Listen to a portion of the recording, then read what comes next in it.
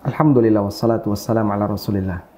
Kali ini saya didampingi oleh Coach Yoso yang beliau punya program pendampingan bagi para pensiunan yang ingin mengembangkan usaha atau membuat startup usaha dengan dana pensiun yang mereka miliki. Namun ternyata di balik itu ada banyak sekali kondisi di mana orang tertipu atau mungkin dia sudah percaya pada sebuah unit usaha tertentu. Namun ternyata itu adalah merek abal-abal dan aneka penipuan yang lainnya yang sangat semarak dalam bidang usaha. Nah, bagaimana agar para calon pensiun dan mereka yang sudah pensiun bisa dalam posisi aman ketika mau mengembangkan dana pensiunannya? Kita akan berbincang dengan Coach Yoso. Assalamualaikum. Waalaikumsalam warahmatullahi wabarakatuh. Gimana kabarnya? Alhamdulillah sehat, Ustaz. Masya Allah. Berapa hari di Jogja ini? Total 4 hari, Ustaz. 4 hari. Masya Betul. Allah. Menyempatkan waktu ke ANB Academy atau ANB Studio Iya, Ustaz. hanya 2 jam. Nggak sampai ya? Masya Allah. Baik, jazakallah khairan. Wah, jazakallah khairan, Ustaz. Menyempatkan untuk berkunjung ke Masya Allah. studio ANB Channel. Masya Allah. Dan tadi Coach Yoso juga sempat bedah rumah ini. Bedah studio. Bedah studio. Dan Betul, insya Allah reelsnya akan tampil di akun Instagram Yoso kita. Baik, kita minta boleh nggak? Boleh, Boleh. Ustaz. Masya Allah, Masya Allah. Nanti kita bisa kolaborasi ya. Siap, Ustaz. Akun Instagram Coach Yoso dengan ANB. Siap. Baik. Masya Allah. Ini Ya. teman-teman pengen tahu ya. Iya, Ustaz. Terutama para calon pensiunan, Iya. termasuk juga yang sudah pensiun. Betul. Karena ketika mereka sudah tidak ada kegiatan di rumah, Ya. otomatis kan pendapatannya menurun. Baik. Dan mereka punya harapan gimana bisa dapat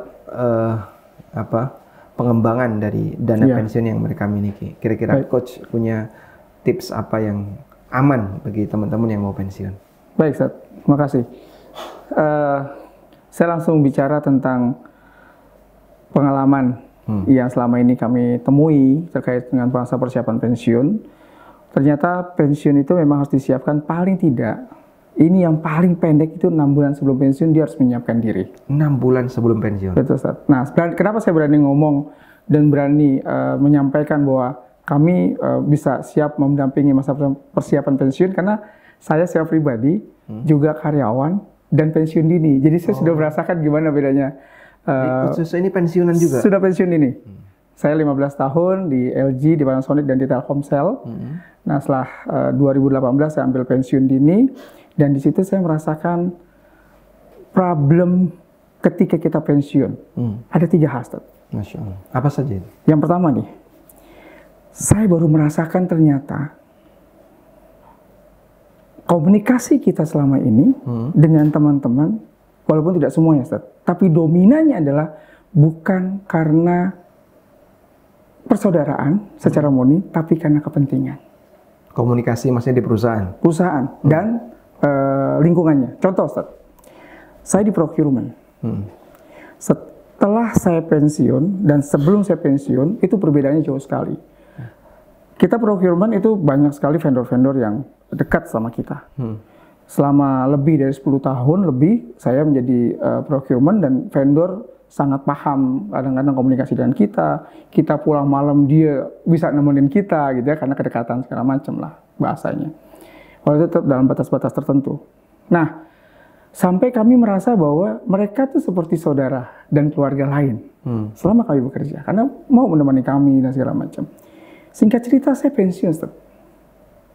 Itu semua vendor, saya telepon tidak ada yang ngangkat. Masya Allah. Ini benar real. Begitu mereka tahu berita. Begitu mereka tahu saya pensiun. Dan saya WA, tidak ada yang jawab, hanya dibaca. Sampai saya bilang, ini WA bukan majalah. Jadi paling tidak kalau dijawab gitu.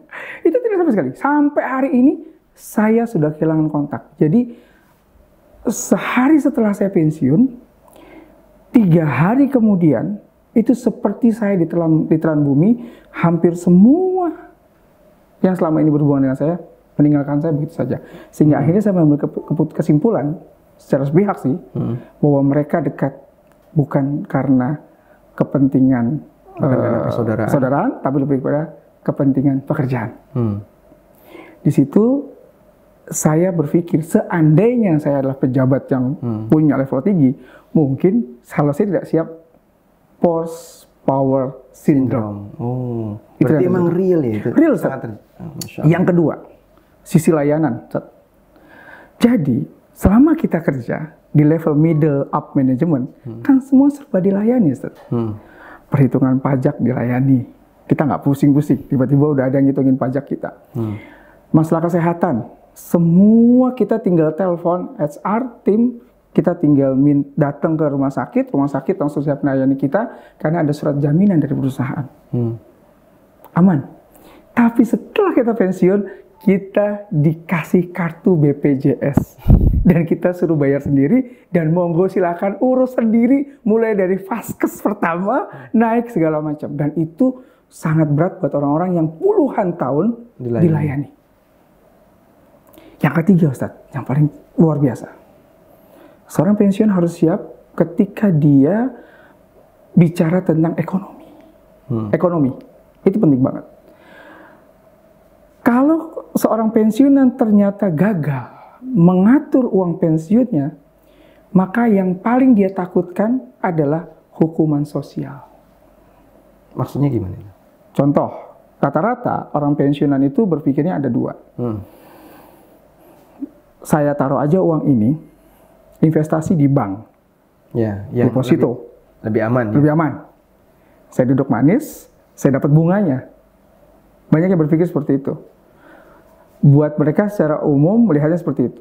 Nah, sekarang pertanyaannya, kan ini uang riba juga gitu. Ya, kita perlu kasih pemahaman kalau kita harus kasih pemahaman. Model seperti ini tidak boleh. Nggak boleh. Deposito, betul. Kemudian obligasi, betul, ya.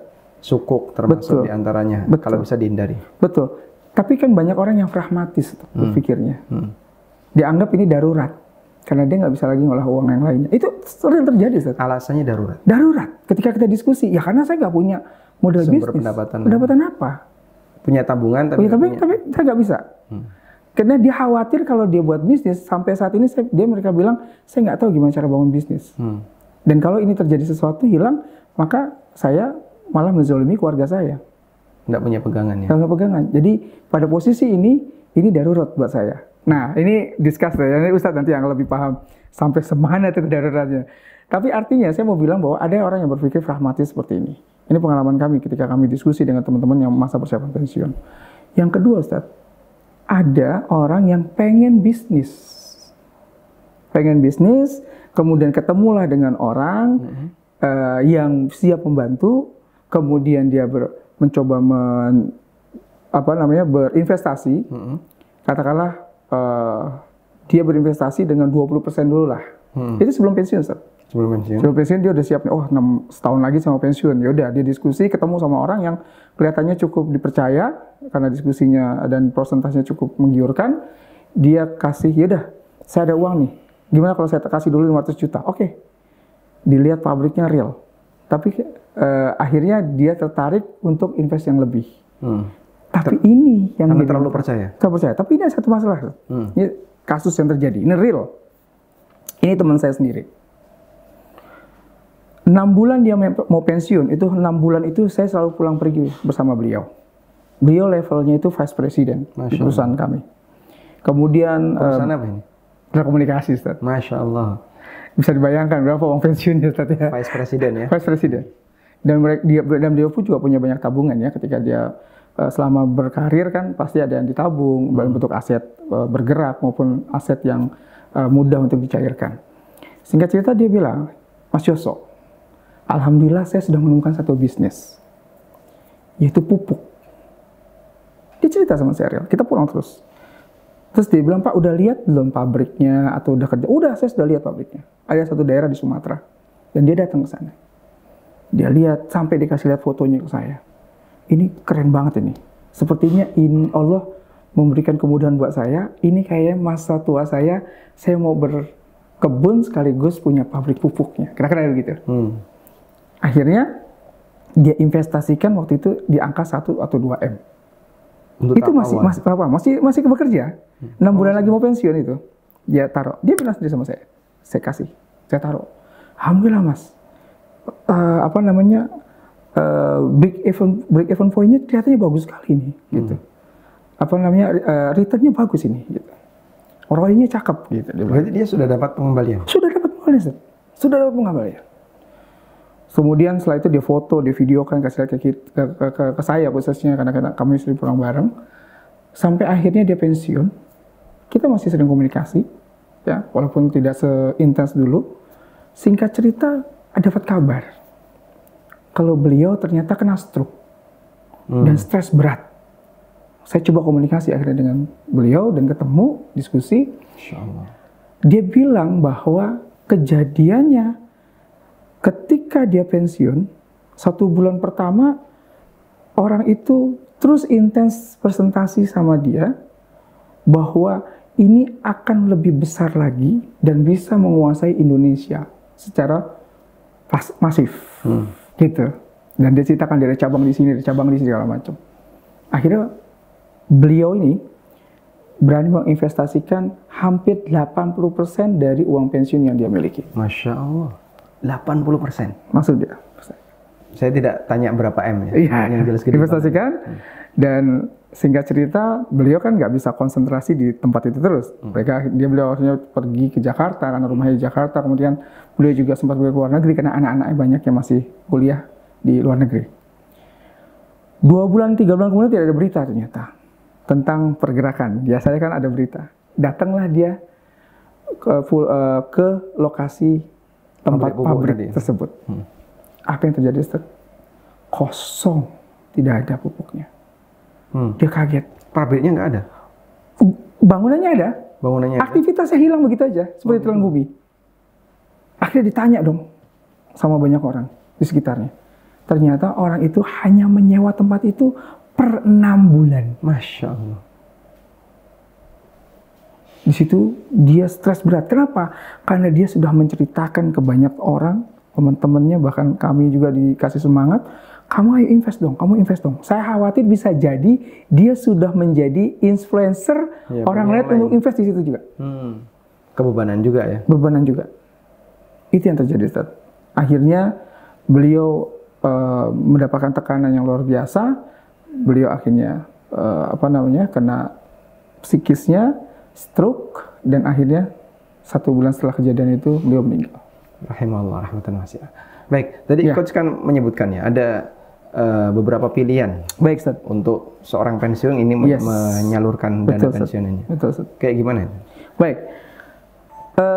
Ketika kita diskusi tentang masa persiapan pensiun dengan teman-teman yang sedang menyiapkan masa persiapan pensiun, kami biasanya menawarkan solusi yang pertama dari 100% dana pensiun yang dia miliki. Yang harus disiapkan pertama kali adalah berapa kebutuhan dia selama 1 tahun. Itu minimal. Katakanlah setahun saya 10 juta. Atau 20 juta. Sebulan 10 juta. Untuk satu keluarga ya? Untuk satu keluarga. Maka 1 tahun adalah 120 juta. Itu udah harus real tersimpan, nggak boleh diganggu. Siap. Karena ini adalah masalah pangan. Kemudian, 1/3 dari sisa itu, 1/3-nya itu yang kita siapkan untuk investasi usaha kita. Apakah harus digelontorkan sekaligus? Tidak. Dari 1/3 ini kita siapkan. Pengalaman kami ketika orang membangun bisnis jarang sekali bangun bisnis langsung sukses. Jarang sekali. Pasti dia ada tahapan startup-nya dulu, growth up-nya dulu, duplicate-nya dulu, ya seperti itu. Akhirnya biasanya dari 1/3 ini, katakan kalau dia punya 1 M, maka 120 jutanya sudah dia lock dulu untuk kebutuhan pangannya supaya tidak terganggu selama 1 tahun. 1/3-nya dari sisa itu berarti sekitar 880 juta ya. Kalau 1 M, itu 1/3-nya itu dialokasikan untuk investasi. Siap. Buat mereka bangun bisnis. Tapi tidak sekaligus digelontorkan, tapi dibagi lagi per 3-nya. Jadi 1/3-nya ini dibagi lagi 3, dan ini untuk modal usaha startup. Kalau mereka mau jadi reseller dulu, ini budgetnya. Kalau dia mau maklun, maka ini budgetnya. Kenapa? Karena kita harus test of the waters, bisnis kita ini diterima di pasar atau tidak. Teknik jualan kita sudah tepat atau belum? Ketika kita bicara digital marketing, apakah kita masih sanggup untuk menjalankannya sendiri atau kita harus bekerjasama dengan orang lain? Orang lain. Betul. once ini terjadi sesuatu, kita masih ada 2/3 investasi bisnis. Kalau ini berhasil, maka 2/3-nya jadi scale up bisnis ini.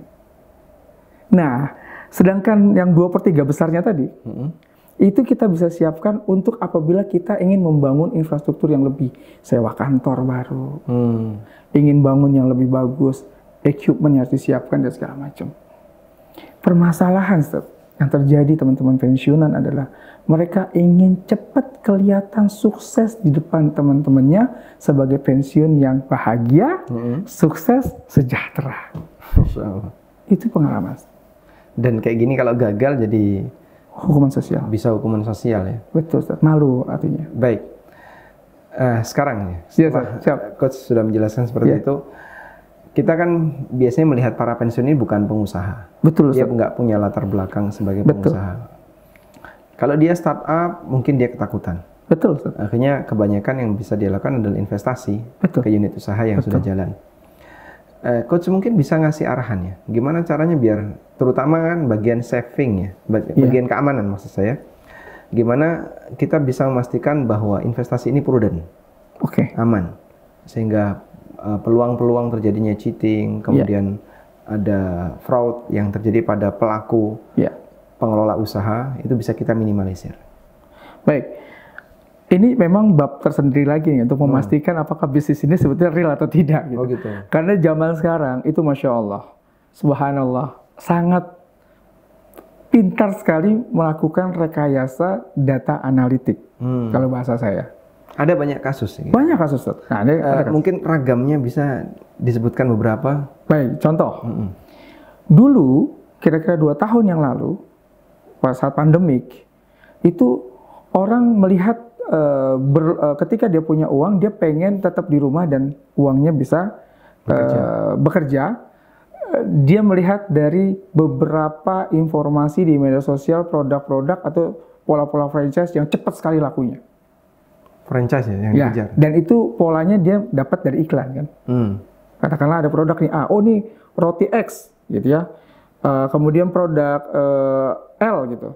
Nah, ketika produk-produk ini terlihat seolah-olah laku keras, orang tertarik untuk beli. Tanpa dia melihat berapa lama bisnis ini sudah dibangun.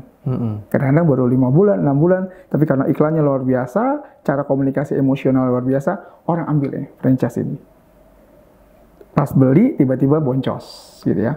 Nah, sekarang lebih hebat lagi, Ustaz. Jadi memang dia sudah siapkan, ada satu bisnis yang dia create tahun ini, dia create bisnis ini biasa-biasa saja pertumbuhannya. Setahun. Setelah itu tahun kedua baru dia buatlah bisnis ini terlihat tumbuh. Dengan cara 3 hal. Dia melakukan review sendiri. Dia punya tim digital marketing.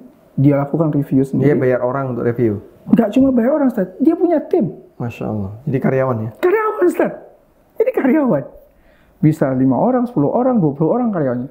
Mereka melakukan review. Karena dia bikin email sendiri, dia bikin ini, dia create akun sendiri. Dan akunnya itu juga betul-betul akun yang bukan fake gitu. Artinya terlihat real. Ada postingannya, ada komunikasi dulu di sana. Aktivitas. Jadi terlihat betul-betul real. Dan itu dibangun sama mereka. Bahkan mereka beriklan. Supaya terlihat bahwa ada aktivitas iklan dan terbangun berapa jumlah iklannya sudah mereka iklankan, berapa ROAS-nya, resultnya, dari ratio of advertising-nya. Jadi kalau saya iklan 1 juta, revenue saya berapa? Itu kan bisa dibandingkan rasionya. Oh, ternyata 4 juta, berarti bagus nih, ROAS-nya bagus banget gitu kan, bisa 4 kali lipat gitu. Nah ini ditujukan sama mereka, dia siapkan semuanya, rekayasa sama sedetail itu. Karena pengalaman kan sekarang sudah banyak informasi bahwa kalau lihat bisnis yang bagus, cek dulu minimal 2 tahun. Nah, gitu kan informasinya. Terus lihat tumbuh atau tidak, tumbuhnya wajar atau tidak, dia beriklan atau dan itu ya lakukan semuanya itu. Padahal niatnya dari awal memang untuk memang niatnya ingin membangun terlihat seperti valuasinya bagus. Dan itu biasanya tapi produknya bukan produk yang food and beverage yang dia punya resto besar. Itu enggak biasanya. Biasanya dia sifatnya adalah seperti yang model-model mobile booth. Oh iya. Kemudian kalau produk itu produk yang ini bisa di-create di rumah kok. Anda bisa jualan ini di rumah. Gitu. Yang mungkin masa expirednya juga betul. Rentangnya lebih panjang. Kalau dia yang harus misalnya kalau ada nih Anda bisa beli kafe, ini contohnya Anda bikin kafe. Nah, itu mungkin lebih sedikit mereka oknum melakukan hal itu.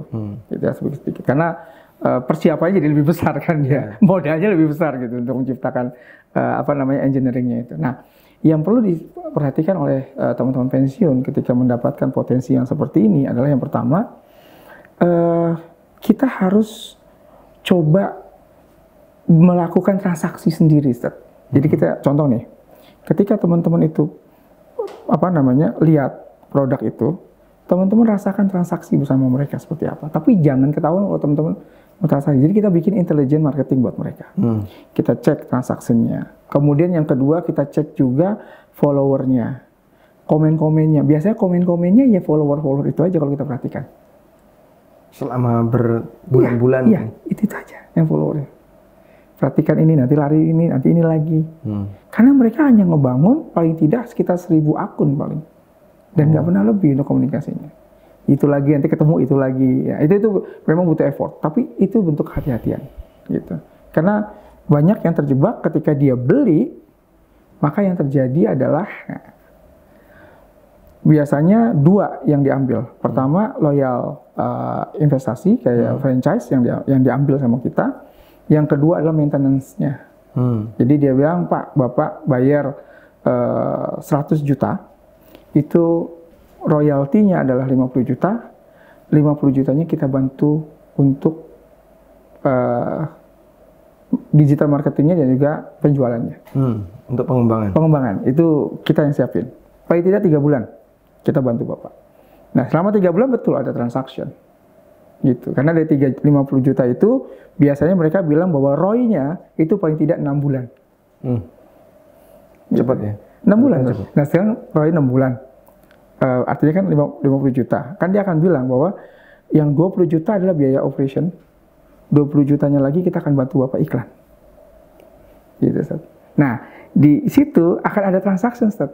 Kalau dia 50 juta 6 bulan atau 7 bulan, artinya kan sebulannya itu sekitar 10 juta kurang kan? Yeah. Nah, itu ada transaksi paling tidak 5 juta, 7 juta, tetap ada transaksi. Tapi dia bilang ini untuk 3 bulan kan tadi 50 jutanya. Yeah. Nah, dia bilang kalau Bapak mau 6 bulan sampai ROI lagi, Bapak harus masukin lagi angka 50 juta lagi. Betul ya? Karena kan 3 bulan. Yeah. Dia pinter. Jadi Bapak bisa ROI itu 6 bulan, Pak. Tapi Bapak saya bantu per 3 bulan. Harus ya kalau dia ROI bantunya 6 bulan dong kan gitu. Yeah. Nah, itu tanda, itu bahasa. Oh, iya. Karena di situ dia akan mainkan tuh budgetnya tuh. Dia akan buyback. Jadi dari dana 30 juta tadi ya pakai untuk beli sendiri. Untuk beli sendiri kelihatan bahwa oh ya betul ya bisnis ini works ya. Ketika saya buka ada penjualan. Tapi pakai SDM dia tadi ya? SDM mereka siapkan kredit.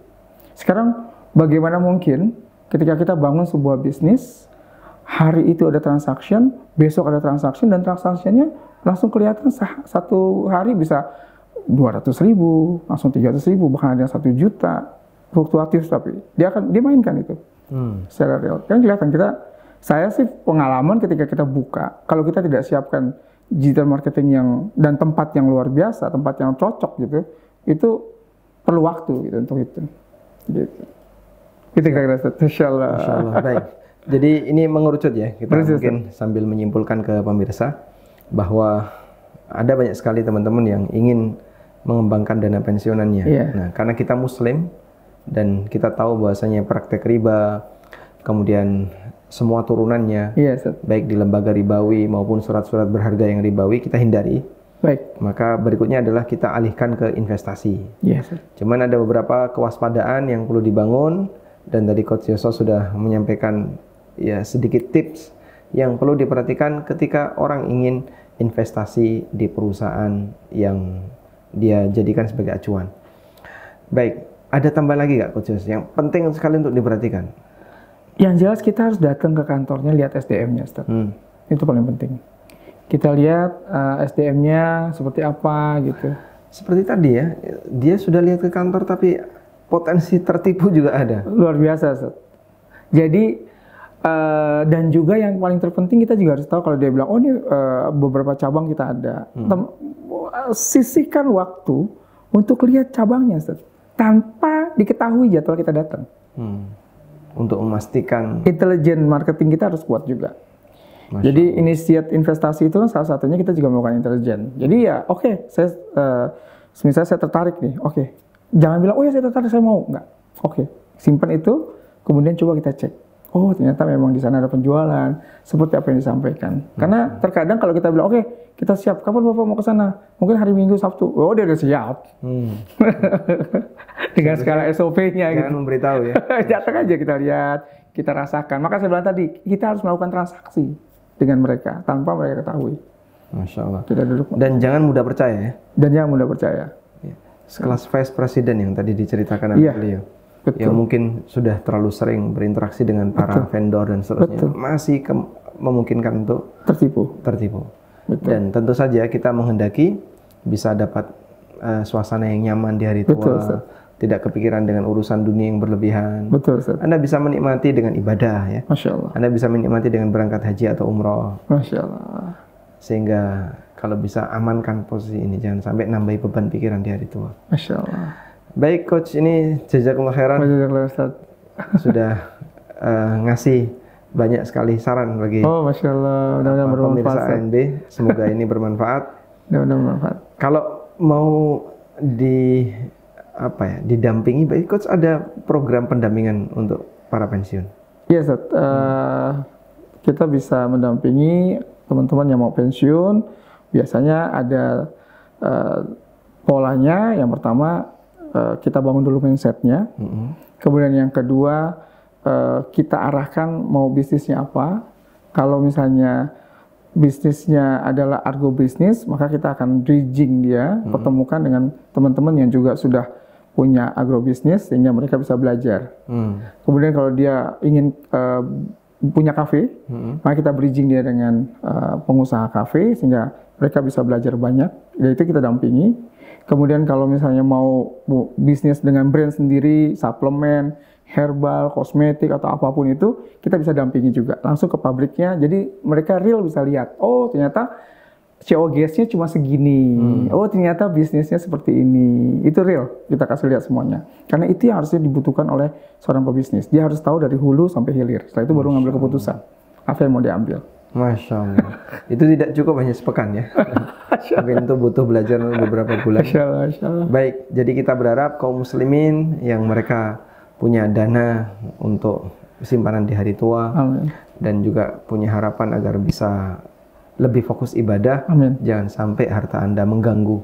Salah satu di antaranya adalah Anda terlalu kepikiran dengan adanya penipuan, dengan adanya kegagalan dalam investasi dan seterusnya. Maka pastikan kalau investasi betul-betul aman ya, biar hati bisa tenang, Anda bisa duduk manis, dan semoga husnul khatimah itu. Amin.